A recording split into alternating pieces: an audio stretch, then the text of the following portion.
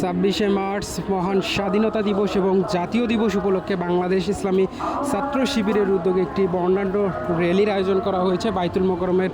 উত্তর গেট থেকে শুরু হয়ে এই র্যালি কিন্তু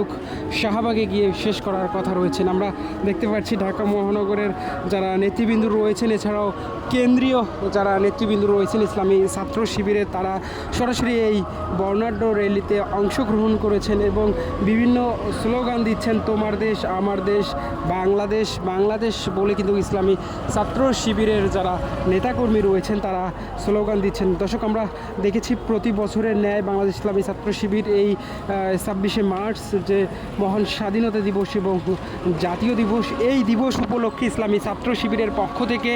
বেশ কিছু আয়োজন করা হয় এবং কর্মসূচি প্রদান করা হয়। সেই কর্মসূচির অংশ হিসেবেই কিন্তু আজকে ইসলামী ছাত্র শিবির ঠিক সকাল 10টায় বাইতুল মোকাররমের যে উত্তর গেট রয়েছেন, এই উত্তর গেট থেকেই তাদের র্যালির কার্যক্রম শুরু করেন। আমরা দেখতে পাচ্ছি মিছিলের শুরুতেই রয়েছেন বাংলাদেশ ইসলামী ছাত্র শিবিরের কেন্দ্রীয় দপ্তর সম্পাদক আজিজুর রহমান আজাদ সহ যোগসুর যারা নেতৃবৃন্দ রয়েছেন, তারাও এই বর্ণাঢ্য র্যালিতে অংশগ্রহণ করেছেন এবং সকলের মাথায় কিন্তু আমরা দেখতে পাচ্ছি বাংলাদেশের যে পতাকা রয়েছেন সেই পতাকা কিন্তু মাথায় বেঁধেছেন। লাল সবুজের যে পতাকা, সেই